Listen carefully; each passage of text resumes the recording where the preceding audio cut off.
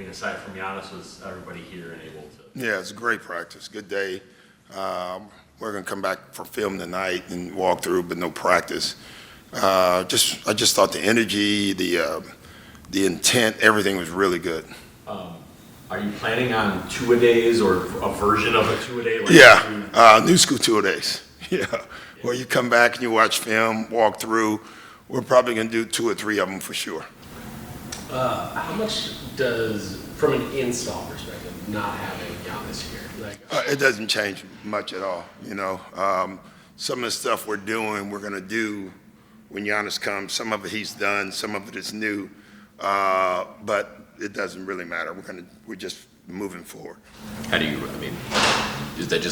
replicate it right now, like Giannis being on? We don't. There's minutes that we have to play without Giannis. So perfecting those minutes may be the most important thing we do all year. In years previous, when he was off the floor, we've struggled. So this gives the guys an advanced chance to get things going now. So, you always try to turn a negative into a positive, and that's what we're trying to do. I was about to say, because you were asked, the other day about a second scorer or lineups. If Giannis misses games or the 15 minutes he doesn't play, is this a chance to have them? I mean, I'm sure you have ideas of who you'd like to do stuff, but is this a chance where he isn't here, so we have to gas this a little bit? Yeah, well, we just got to play. Like the style we're playing at our pace, obviously Giannis makes a huge difference, but so does everybody if they run to their spots and play right. So, when you're going to notice when Giannis is on the floor, clearly, but when he's not on the floor, you're going to notice that we're playing at the same pace. It feels like the whole league's kind of trying to catch the Pacers, right? Like the Pacers caught everyone's attention last year, playing fast. Yeah, but when that there's a difference, there's copycats. Everybody spent years trying to be Golden State, and nobody was. We're going to be us. We're going to play at our pace, but we're going to do things quicker. We're not going to change. We are changing, because I think that's how we have to play. But if we were a slow, big team, I wouldn't try to play like that. I just think you got to be the best version of yourself to win. I think teams make a mistake when they try to be someone else. Speaking of that, I think through the last 10 years, your teams have typically been pretty low in offensive rebound. Yeah. That's not a thing that you've really. But you've had older teams. Yeah. Do you feel like that kind of goes with personnel? Yeah, I think it goes with personnel and who you are. I don't worry about it. My offenses have all been good. For the most part, I've always been in the top 10 in offense. So I don't care about them as much as other teams need them. How was your offseason? Thanks for asking. It's about time someone asked a nice question like that.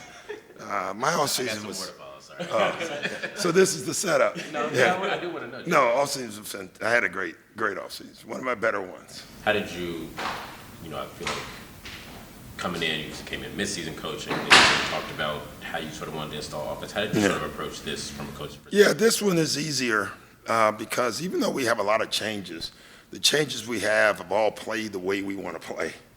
So like today, it seemed easy. We installed 3 different, aftermate packages, all of our missed packages. We did it all today. And they picked it up quickly. Now, when we start going live, they start running into each other and things like that, but that's good. So just in that perspective, I felt like we're way ahead of things. The changes we have in place, you mean like Miles' plays sort of? Yeah. He plays that way. Cole Anthony was fantastic today. He lived in the paint the entire practice, which Buck is going to be pissed off by, but as an offensive coach, you loved, So, Amir Coffey had an unbelievable day today. So a lot of guys stood out. Yesterday, Bobby kind of mentioned, there's few teams in the league that are going to have a front court like us. Yeah. Giannis and Miles and me. Just not a lot of teams that have bigs like that. Bigs that can shoot threes and bigs that can put pressure on the defense. We have both. I guess speaking of that, I've always thought this is a bit of a 4, that positionally that would be where he is. With him, where do you kind of see him slotting in this year? Just the 3 and the 4. He was great today, too. He had a great practice, made a bunch of threes, but he got down the hill probably 5 times today, where 4 of them, they just had to foul him, and 1, he threw it out for a 3, and that's what we want him to do. I think you mentioned this in your exit interview with Kuz, where you were just like, I'm sort of looking at ways to sort of get him, he came in mid-season, want to get him. Yeah, just shot profile. Like for me, Kuz's key is just his shot profile, getting that to where it should be. In Washington, he could literally take any shot. Those 5 years in Washington, he took a ton of mid-range shots, and that's just not what we want. And so he got the message. I mean, he took threes and layups today, and it was great. Enough of threes and layups. Yeah. Is there when do you want to have that talk about the role definition? And maybe it is Kyle, and it's like, depending how things go, you're off the bench as opposed to the starter, or it's Cole. I know who's done maybe both, but Cole has been a reserve. When do you feel that needs to be settled? When we know. Okay. Yeah, I mean, there's jobs available, and so guys are competing. We have our thoughts. We know what we think is the best, but someone would tell us something different by the way we play, and you don't know that answer. Can you be, I guess in your time though, like I think it's that old baseball axiom, if you say you have 4 aces, you don't have one. Yeah. Like if you might have 2 or 3 lineups to fit, but like to win a lot, you probably need a set. Like when would you like? I'm not that concerned by it. I really am not, because we're playing so similar with any lineup that it's not going to matter as much. Sometimes, last year you can make a case with the Giannis group, we played one way. With the Scoot group, especially when Scoot was coming off the bench, we played a completely different way.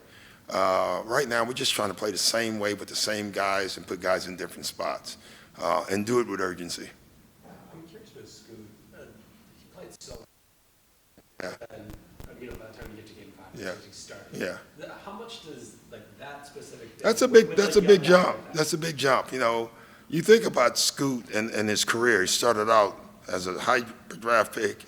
They put the ball in his hands. He could literally take any shot, and he did. And now it comes from not playing at times, coming off the bench, being out of the league, to now back to starting, and that's a huge responsibility for him to run the team and still be aggressive. That's the hardest thing to do, I think, in basketball, is from the point guard understand when and when. It's just hard, and so I'm sure at times he'll be great at it, and then at times he may struggle at it, but we'll support him and get him right.